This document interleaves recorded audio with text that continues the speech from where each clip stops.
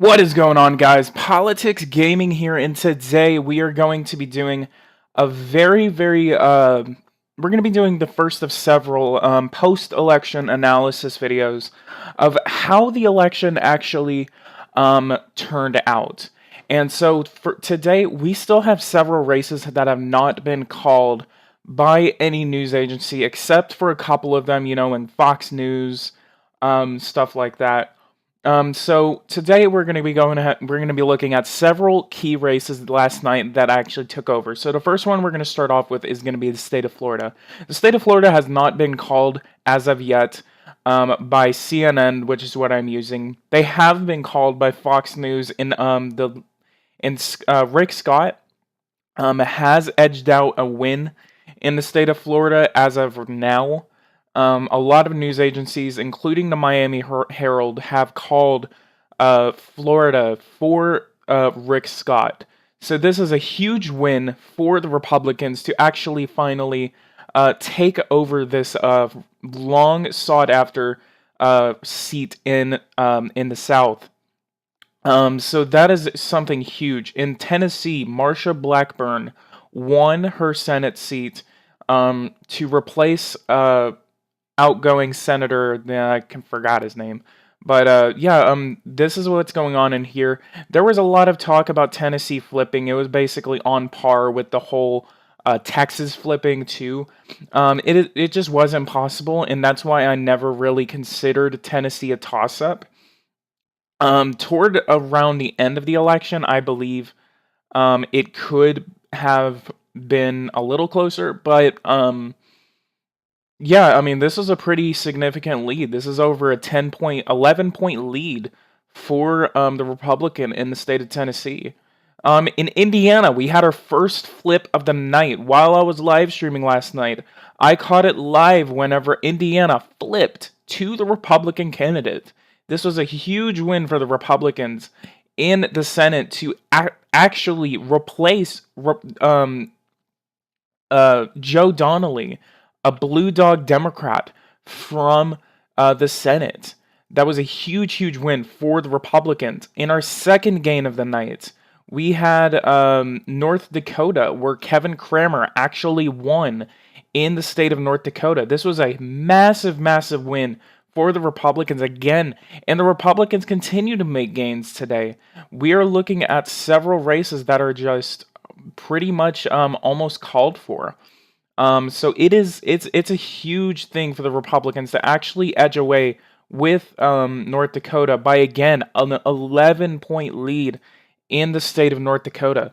In the state of Missouri, we looked at all of these counties. All of these counties are going for Josh Hawley by significant numbers. The only close counties were this one right here, St. Charles County, Paulet County, Buchanan County, Clay County, and yeah, I mean, these are the closest races that we actually saw. And McCaskill just, I mean, I was basically saying this beforehand. This is actually some of this is actually, I was right about this prediction on my final prediction, that Missouri was going to be close, and Missouri wasn't close because it said that we made it. I mean, the Republicans made a huge gain in the state of Missouri and finally ousted Claire McCaskill, who I believe outstayed her welcome, just as Heidi Heitkamp had done. And it's just something that was told upon. In the state of Mississippi, we actually saw a special election happen at the same time, and this one is going to be going off into a runoff. We are going to be looking at another election in December, which will decide the fate of how this race will go. It will not make a difference on Republican majorities. However, if the Republicans continue to make the gains that they are making right now, the Senate outlook in 2019 will be 55 to 45, including a Republican being sent from the Mississippi special election. In the state of Texas, we had a very close race last night that Beto O'Rourke actually led. Beto O'Rourke led this race for an hour and 25 minutes. I was spooked that Beto was actually going to win. If he did win, I think that would be one of the most interesting things to happen in Texas politics in a long time. So we unfortunately did not. Democrats, unfortunately, last night were not able to flip the state of Texas. However, they did flip a significant county in the state of Texas. In the Dallas-Fort Worth area, Tarrant County. Tarrant County, home of Fort Worth. This county usually votes for the Republican candidate by the same numbers that Dallas County usually votes by. But Tarrant County flipped. They flipped to the Democratic candidate. 49.9 to 49.3 in Tarrant County. 4,000 votes separated the two, but this is a huge win for the Democrats in the state of Texas. Usually, I mean, we still have the regular numbers that we have in places such as along the border. El Paso voted for Beto 75 to 44, 75 to 25. So that is a huge thing, and I mean, it's a 2-point difference, nearly 3-point difference. But this is massive, massive, massive news for the Democrats, and this is hope that the Democrats could flip Texas in 2020 or even 2024. So if you guys think what is your guys' take on the race in Texas? Do you think that Beto should have won? If so, why? In the state of Montana, we have not made a call in the state of Montana. We are looking at a race right now that is 48.8 to 48.3. The Republican is in the lead with 95% of the vote in as of now, as of the recording of this video. This could change, and I'll make a minor update video after that happens. But this is a good news for the Republicans. This is going to be another gain if they can actually edge out this lead that they have in the state of Montana. In the state of Nevada, we saw the Republican candidate get ousted. Dean Heller was ousted by about 30,000 votes in the state of Nevada. I think I should have called this a while ago. I completely disregarded that Las Vegas was actually in there, and usually Las Vegas is the deciding vote. If it's close, then it usually edges out a Republican lead. But now, it was a pretty decent lead for the Democrat, 54 to 41. So that is actually something that I should have looked at. I should have kind of thought about that beforehand. However, as of now, CNN has called Nevada for the Democratic candidate Jackie Rosen, and this is I don't even think it's a blow to the Republicans. I think this is just like a pinprick in other gains that they are making right now. In the state of Arizona, no winner has been called as of right now on November 7th. We are seeing that Martha McSally, is leading in this race by about 20,000 votes, by about 15 to 20,000 votes. This is good news for the Republicans if they can actually edge out this lead. It will not be surprising if Sinema can actually edge out a lead here. However, if that is what happens, then congratulations to the Democrats for actually flipping a conservative state. This would actually be the very first conservative state to flip in an event as it comes by. We are looking at the bluing of America, and states such as Arizona, Tennessee, Texas are considered to be on edge of actually flipping.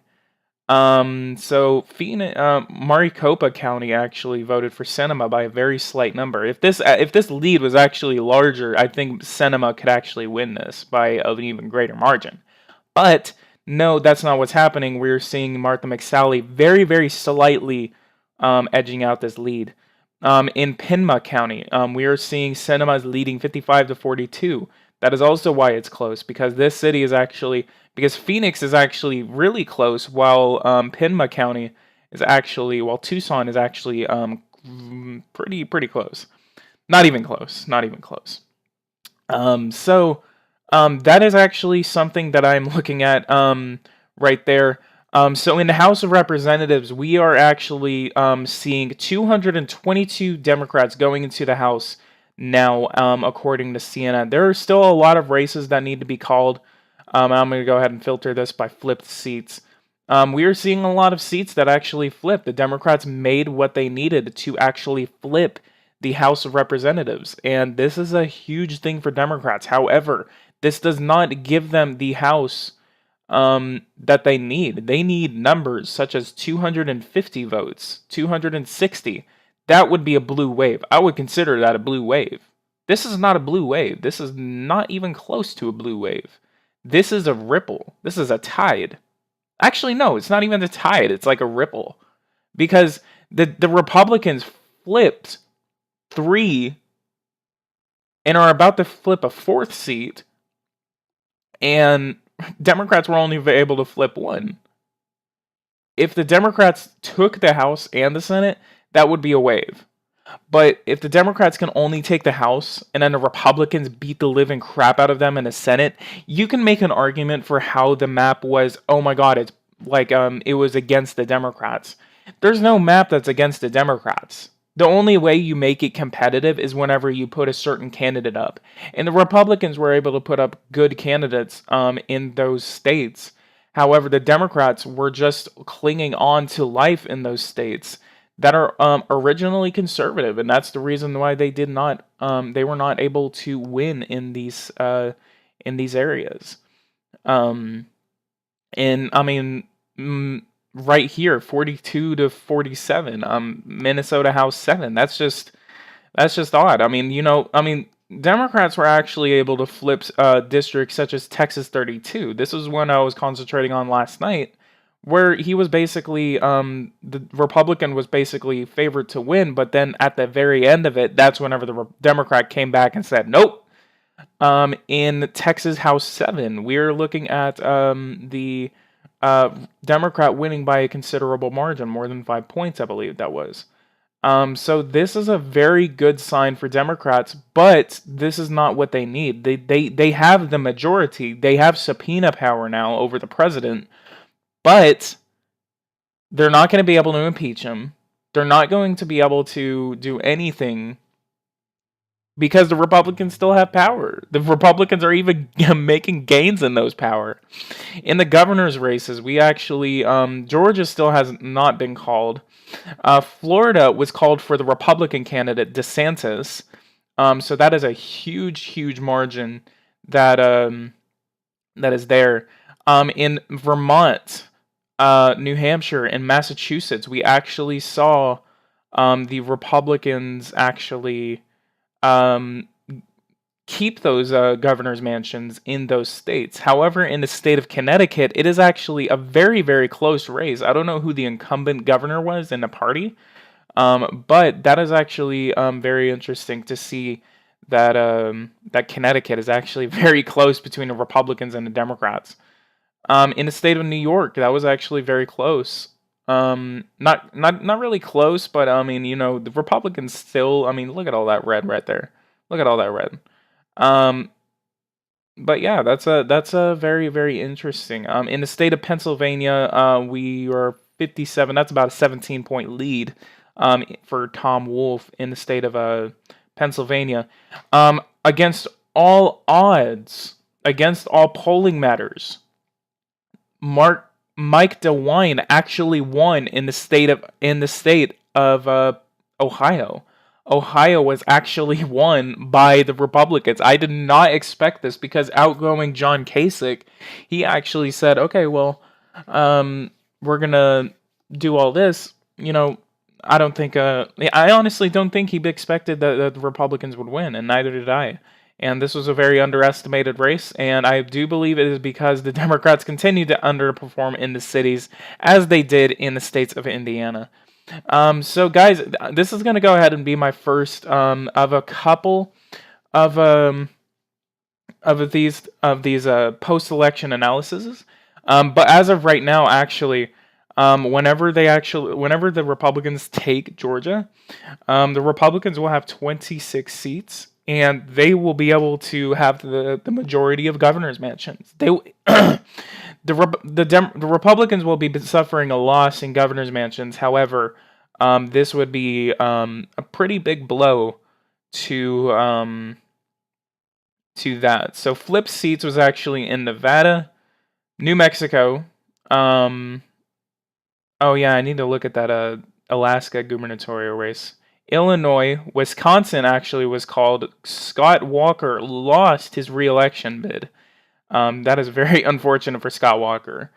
And then in Alaska, actually, yeah, the incumbent governor actually dropped out. He basically dropped out, but then endorsed the Democratic candidate.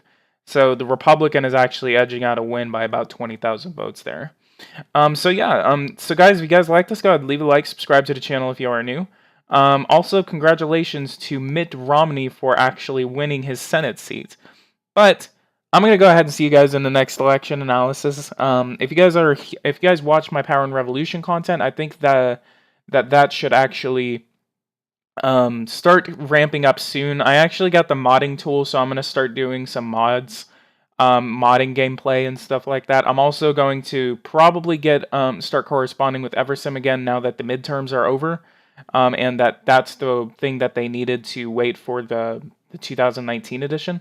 So guys, if you guys like this, go ahead and leave a like, subscribe to the channel if you are new, and guys, I'll see you guys in the next one. Thank you guys so much for watching, and I will see you guys there.